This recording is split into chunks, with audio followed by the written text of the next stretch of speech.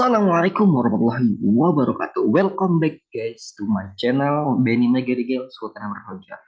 Welcome to bab 4 ya teman-teman ya, Unity Doors. Nah, kali ini kita akan masuk bab baru dengan pembahasan yang baru tentunya ya. Bismillahirrahmanirrahim, kita mulai. Kalau sebelum kita sudah belajar tuntaskan bab 3 ya, 3B, 3B, 3C, sekarang kita masuk ke 4A, 4B dan 4C. Kita akan bahas di 4A kali ini. Intedor benim dunyam, duniaku. Duniaku ya. Nah, jadi ini kita kurang lebih akan bahas tentang keluarga dan sebagainya dengan konteks kepemilikan kayak gitu ya. Benim dunyam, duniaku. Ailem, keluarga. Temanya tentang Ailem, keluargaku. Berarti kita ngomongin tentang kepemilikan nih. Nah, kalau kita ngomongin kepemilikan, sudah dapat langsung materi di lebih-lebihnya tentang ilik ekleri, imbuhan kepemilikan ya. Posesif sufiks, imbuhan kepemilikan, kayak gitu. Nah, kalau sebelum kita sudah pernah belajar isim jumlesi, lawannya isim jumlesi itu adalah ilik eki. Ya, walaupun sebenarnya sama-sama kata benda, tapi di sini konteksnya berbeda. Kalau isim jumlesi kalimat nominal, kata benda yang bukan bersifat kepemilikan. Kalau ini kata benda, bukan kata nominal, tapi bersifat kepemilikan. Intinya gitu aja. Tapi sama-sama ada berbentuk olumlu, olum susoru, dan olum susoru. Terus sama-sama punya kisheki, ya. Dan sama-sama punya kata ganti. Cuman bedanya lumayan beda sih, lumayan signifikan perbedaannya. Kalau di isim jumlesi kita diajarkan kata gantinya ben, sen, o, bisis, onar. Kalau di ilik eki berubah jadi benin, senin, onun, bizin, sizin, dan onlaren. Kayak gitu ya. Artinya pun beda. Benin milikku, senin milikmu, onun miliknya atau milik dia, bizin milik kita, sizin milik Anda, onlaren milik mereka. Nah, di sini kita diberikan sebuah tabel-tabel contoh dengan imbuhan belakangnya atau sufiksnya ya. Jadi di sini kita diajarkan dua bentuk atau dua jenis imbuhan. Yang pertama kalau berakhiran vokal dan yang kedua adalah berakhiran konsonan. Ya, memang jauh berbeda dengan isim jumlesi. Kalau isim jumlesi ada akhiran vokal, awal imbuhan itu adalah huruf vokal, nanti dipisahkan oleh huruf Y. Tapi kalau di Likeki ini nggak ada sama sekali tentang penambahan huruf Y atau bertabrakannya dua huruf vokal atau bertemu dengan dua huruf vokal. Nggak ada. Jadi di sini kita pakai sistem akhirannya. Akhiran vokal nanti langsung masuk ke imbuhannya. Kalau akhiran konsonan berarti dipakai vokalnya. Jadi saling saling nyambung, saling berkesinambungan. Contoh, imbuhan ielik eki untuk band itu adalah im, im. Gak jauh beda lah ya sama yang band di isim jumlesi. Bedanya nggak ada huruf Y. Tapi kalau kata bendanya akhiran vokal, awalan i, u nggak dipakai lagi. Jadi langsung masuk ke huruf M-nya, huruf M-nya. Contoh di sini. Ada huruf akhiran vokal di sini ya. Sengaja ditulis oleh editor bukunya huruf vokal. Ada baba, ayah. Kalau kita ingin bilang ayahku, berarti kita cukup katakan babam. Bukan babaem, bukan babayem. Kalau babayem, saya seorang ayah. Tapi kalau babam, ayahku. Nah, di sini harus hati-hati. Akan sangat berbeda artinya kalau kita salah menempatkan imbuhan. Ya, jadi itu ilikeki huruf masuk langsung ke M, nggak pakai e i u nya lagi kalau akhiran vokal. Nah di bawahnya itu ada akhiran konsonan tuh, ya anahtar, el, kol, dan koi. Anahtar itu artinya kunci. Kalau misalkan kita lihat anahtar berujung konsonan, ya konsonan lembut ya huruf re.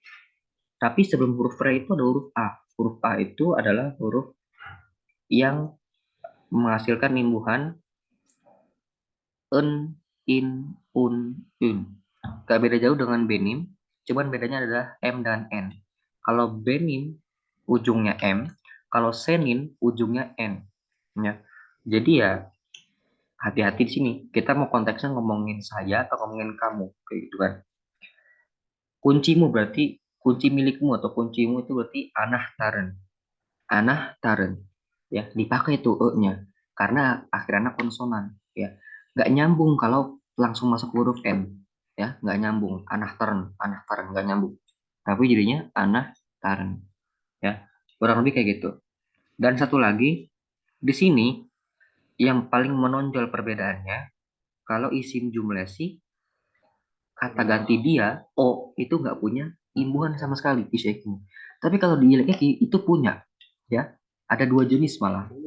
Yang pertama sesi susu, yang kedua i u u.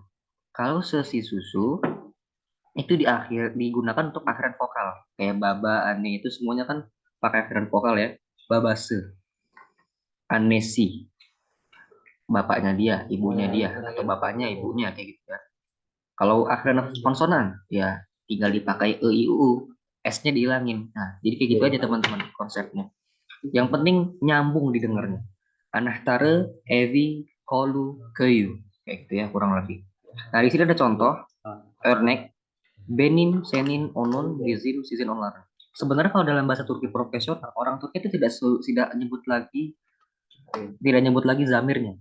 Jadi mereka langsung nyebut terhadap kata benda utamanya dan langsung disambungkan dengan kisheki. Jadi itulah gunanya kisheki. Jadi kalau misalkan kita nggak pakai kisheki, kita nggak tahu itu kalimat merujuk ke siapa. Ke saya kah? Ke kamu? Ke dia? Atau kemana? Gitu kan.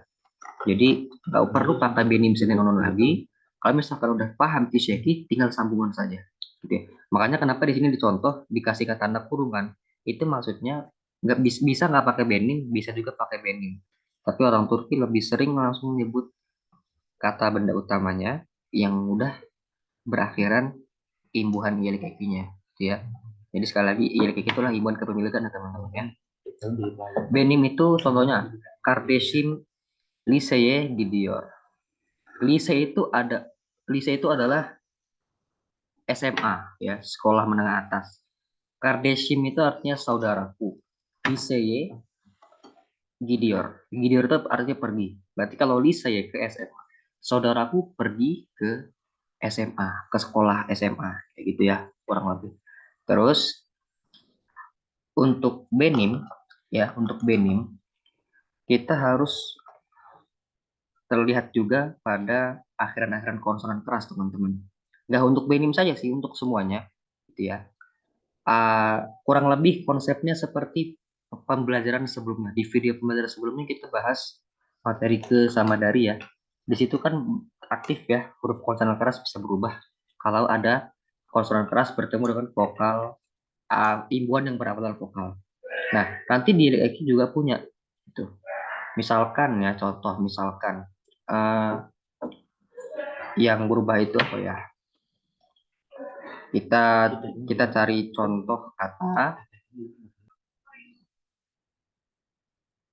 Nah, contohnya adalah bebek.